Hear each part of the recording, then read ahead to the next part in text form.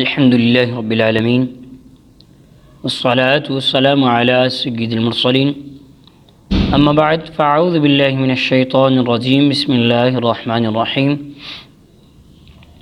ناظرین و سامعین، آج انشاءاللہ عز و جل ہم سورہ بقرہ کی آیت نمبر 21 سے سننے کی سعادت حاصل کریں گے۔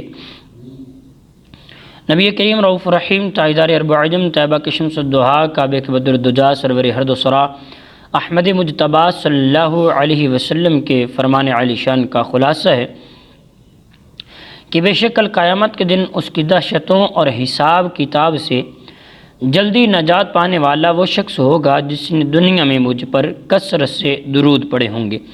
صلو علی الحبیب صلاۃ والسلام علیک یا رسول اللہ وعلی آلک واصحابک یا حبیب اللہ۔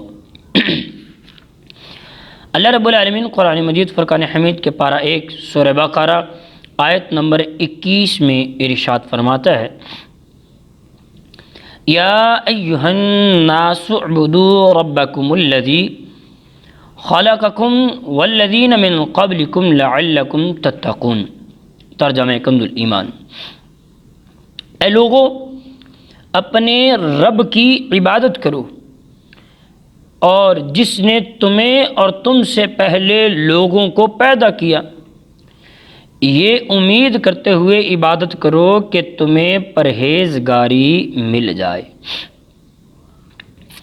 سورہ بقرہ کے شروع میں بتایا گیا تھا کہ یہ کتاب متقین کے لیے ہدایت ہے، ھدی للمتقین، متقین کے لیے ہدایت ہے۔ پھر متقین کے اوصاف یعنی ان کی خوبیاں بیان کی گئیں۔ متقین کون ہیں؟ الذین یؤمنون بالغیب، وہ لوگ جو غیب پر ایمان لاتے ہیں۔ پھر اس کے بعد اس سے منحرف یعنی پھرنے والے لوگوں، فرقوں کا اور ان کے احوال کا ذکر فرمایا گیا تاکہ سعادت مند انسان ہدایت و تقوی کی طرف راغب ہو اور نافرمانی اور بغاوت سے بچے۔ اب تقوی کا حصول یعنی تقوی حاصل کرنے کا طریقہ بتایا جا رہا ہے، اور وہ طریقہ عبادت الہی اور اطاعت الہی ہے۔ یا ایھا الناس کے ذریعے تمام انسانوں سے خطاب ہے اور اس بات کی طرف اشارہ ہے کہ انسانی شرافت اسی میں ہے کہ آدمی تقوی حاصل کرے اور اللہ کا بندہ بنے۔ اب عبادت کس سے کہا جاتا ہے؟ عبادت کی تعریف کیا ہے؟ عبادت اس انتہائی تعظیم کا نام ہے جو بندہ اپنی عبدیت یعنی بندہ ہونے اور معبود کی الوہیت یعنی معبود ہونے کے اعتقاد اور اعتراف کے ساتھ بجا لائے۔ یہاں عبادت توحید اور اس کے علاوہ اپنی تمام قسموں کو شامل ہے۔ کافروں کو عبادت کا حکم اس معنی میں ہے کہ وہ سب سے بنیادی عبادت یعنی پہلے ایمان لائیں، اس کے بعد دیگر اعمال بجا لائیں۔ فرمایا لعلکم تتقون، تاکہ تمہیں پرہیزگاری ملے۔ یعنی عبادت کا فائدہ عابد ہی کو ہوتا ہے کہ جب کہ اللہ تعالیٰ اس سے پاک ہے کہ اس کو عبادت یا کسی اور چیز سے نفع حاصل ہو۔ بندہ عبادت کرے گا تو بندے ہی کو اس کا فائدہ ہوگا، اسے اجر و ثواب ملے گا، اس کا رب راضی ہوگا، بندے کو تقوی اور پرہیزگاری اللہ عطا کرے گا۔ اس لیے بندے کو عبادت میں لگنا چاہیے۔ بندے کا کام ہے بندگی کرنا، رب کا کام ہے کہ وہ اجر و ثواب عطا فرماتا رہے گا۔ اس کی مرضی ہے کہ رب العالمین جل وعلا جس طرح راضی ہو جائے، وہ اس کی مشیت ہے۔ آگے فرمایا آیت نمبر 22: الذی جعل لکم الارض فراشا والسماء بناء وانزل من السماء ماء فاخرج به من الثمرات رزقا لکم فلا تجعلوا للہ اندادا وانتم تعلمون۔ جس نے تمہارے لیے زمین کو بچھونا بنایا، آسمان کو چھت بنایا، اس نے آسمان سے پانی اتارا، پھر اس پانی کے ذریعے تمہارے کھانے کے لیے کئی پھل پیدا کیے کہ تم جان بوجھ کر اللہ کے شریک نہ بناؤ۔ اس آیت اور اس سے پہلی آیت میں اللہ تعالیٰ نے اپنی ان نعمتوں کا بیان فرمایا جن کے بارے میں ہے کہ مخلوق کو عدم سے وجود میں لانا، یعنی مخلوق پہلے نہ تھی، اللہ نے اس مخلوق کو پیدا کیا، پھر آسمان و زمین کو پیدا کرنا، آسمان و زمین سے مخلوق کے لیے رزق کا انتظام کرنا، مہیا کرنا، اور آسمان سے بارش اتارنا اور زمین سے نباتات اگانا۔ جب آدمی کی زندگی کا ایک ایک لمحہ، ایک ایک پل اللہ کی نعمتوں میں ڈوبا ہوا ہے، تو اس مالک حقیقی کو چھوڑ کر کسی اور کا عبادت گزار بننا کس قدر ناشکری ہے۔ یوں ہی ایسے کریم خدا کی یاد سے غفلت بھی، یہ بھی بہت بڑی ناشکری ہے۔ آیت نمبر 23 میں اللہ تعالیٰ ارشاد فرماتا ہے وَإِن كُنتُمْ فِي رَيْبٍ مِّمَّا نَزَّلْنَا عَلَىٰ عَبْدِنَا فَأْتُوا بِسُورَةٍ مِّن مِّثْلِهِ وَادْعُوا شُهَدَاءَكُم مِّن دُونِ اللَّهِ إِن كُنتُمْ صادقین۔ اور اگر تمہیں اس کتاب میں کوئی شک ہو جو ہم نے اپنے بندے پر نازل کی ہے، تو تم اس جیسی ایک صورت ہی لے آؤ، اور اللہ کے علاوہ سب مددگاروں کو بلا لو اگر تم سچے ہو۔ اس سے پہلی آیات نے اللہ تعالیٰ کی قدرت و وحدانیت کا بیان، اور یہاں سے حضور علیہ السلام کی نبوت اور قرآن کی اللہ تعالیٰ کی بے مثل کتاب ہونے کی وہ واضح دلیل بیان کی جا رہی ہے جو طالب و صادق کو اطمینان بخشے اور منکروں کو عاجز کر دے۔ اللہ تعالیٰ کی عظمت کی سب سے بڑی دلیل مصطفیٰ کریم علیہ السلام اور محمد مصطفیٰ صلی اللہ علیہ وسلم کی عظمت کی سب سے بڑی دلیل قرآن عظیم ہے، لہٰذا اس رکوع میں ترتیب سے ان سب کا بیان کیا گیا۔ فرمایا علی عبدنا، اللہ نے اپنے خاص بندے پر نازل کی، اس سے مراد نبی اکرم علیہ الصلاۃ والتسلیم ہے، اور یہاں اس انداز تعبیر میں نبی رحمت کی شان محبوبیت کی طرف بھی اشارہ کیا گیا۔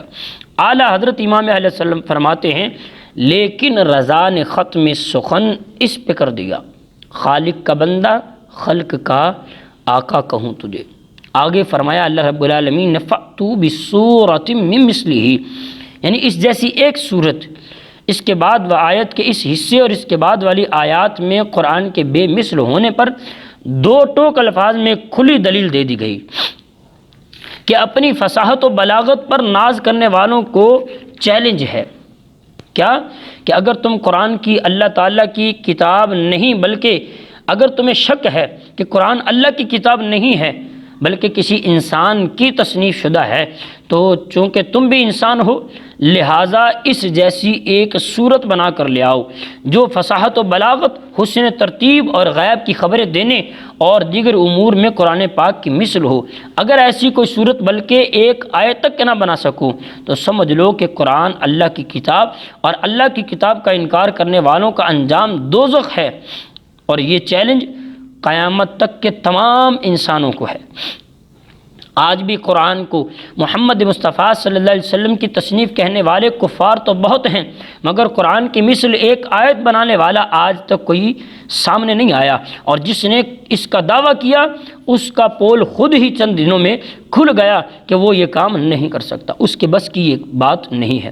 اعجاز قرآن کی وجوہات بیان کرتے ہوئے فرماتے ہیں قرآن وہ بے مثل کتاب ہے کہ لوگ اپنی تمام تر کمالات کے باوجود قرآن پاک جیسا کلام بنانے سے عاجز ہیں، جنوں انسان مل کر اس کی آیات جیسی ایک آیت بھی نہیں بنا سکتے۔ اس کی بنیادی وجہ یہ ہے کہ قرآن مجید فرقان حمید اللہ تعالیٰ کا کلام، اور مخلوق میں کسی کے پاس اتنی طاقت نہیں کہ وہ اللہ تعالیٰ کے کلام کی مثل بنا سکے۔ یہی وجہ ہے کہ آج صدیاں گزرنے کے بعد آج تک کوئی بھی قرآن مجید کے دیے ہوئے اس چیلنج کا جواب نہیں دے سکا، اور نہ قیامت تک دے سکے گا۔ قرآن پاک کی بے مثل ہونے کی بہت سی وجہ ہیں جنہیں علماء مفسرین نے اپنی کتابوں میں بہت تفصیل کے ساتھ بیان فرمایا ہے۔ یہاں چند ایک وجہ ہم سنتے ہیں۔ نمبر 1، فصاحت و بلاغت۔ عرب کے لوگ جو تھے اس میں شاہ سوار تھے، مشہور تھے، ان کی صفوں میں بہت سے ایسے لوگ موجود تھے جو کہ بلاغت کے فن میں اعلیٰ ترین منصب رکھتے تھے، عمدہ الفاظ بولنے، چھوٹے اور بڑے جملوں کی بڑی فصاحت کے ساتھ تیاری کرنے والے تھے، تھوڑے کلام میں بہترین تصرف کر لیتے تھے۔ اپنی مراد کو بڑے عمدہ انداز میں بیان کر لیتے تھے۔ کلام میں فصاحت و بلاغت کی تمام نعمتوں کو، فنون کو رعایت کرتے ہوئے وہ ایسے ماہر تھے کہ فصاحت و بلاغت کے جس دروازے سے چاہتے داخل ہو جاتے۔ الغرض دنیا میں ان کے ہر طرف چرچے تھے، ڈنکا بجتا تھا۔ ان اہل عرب کو فصاحت و بلاغت کے میدان میں اگر کسی نے عاجز کیا ہے تو وہ کلام قرآن مجید ہے۔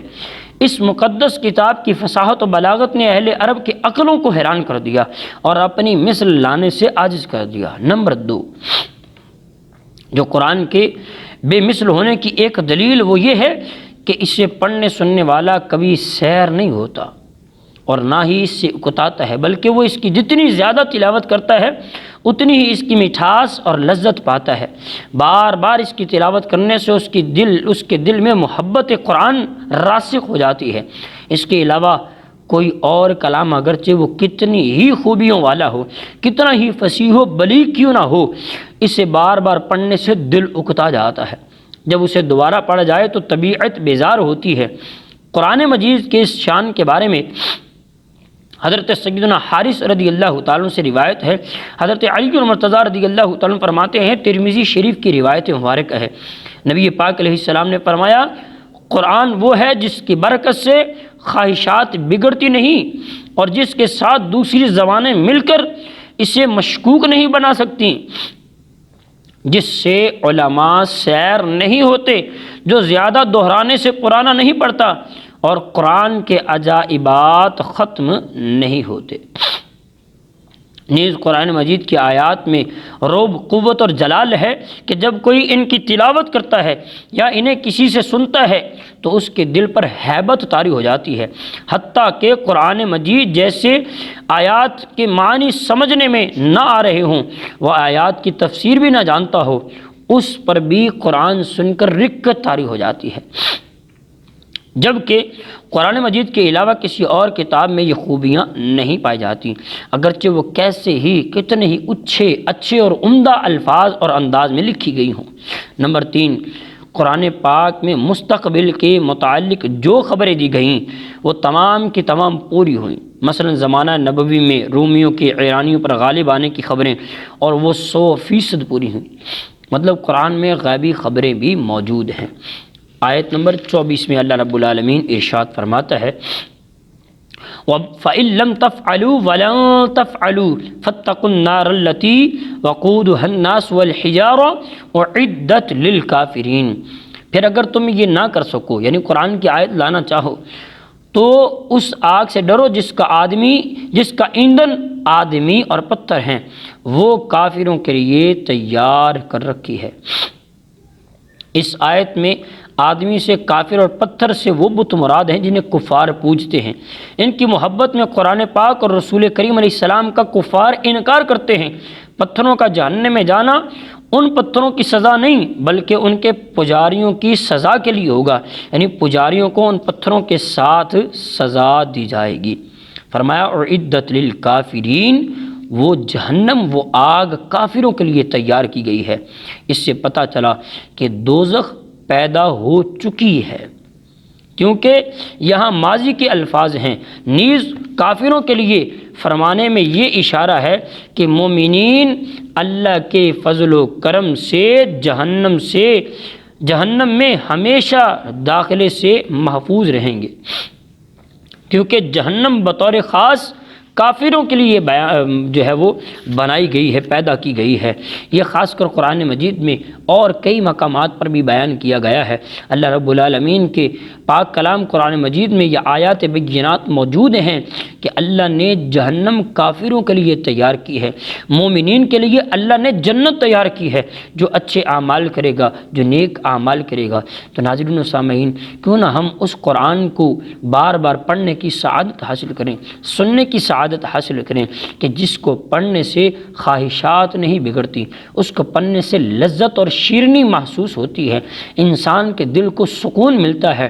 اللہ کا ذکر دلوں کو سکون دیتا ہے، اور قرآن سے بڑھ کر اللہ کا ذکر اور کون سا ہو سکتا ہے؟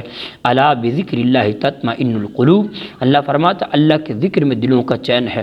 تو جب قرآن پڑھیں گے دل کو راحت ملے گی، دل کو سکون ملے گا، دل کی بے چینیاں دور ہوں گی۔ تو آئیں قرآن پڑھیں، سنیں، سمجھیں اور اس پر عمل کرنے کی کوشش کریں۔ اللہ تبارک و تعالی ہمیں عمل کرنے کی توفیق عطا فرمائے، آمین بجاہ نبی الامین صلی اللہ علیہ وسلم۔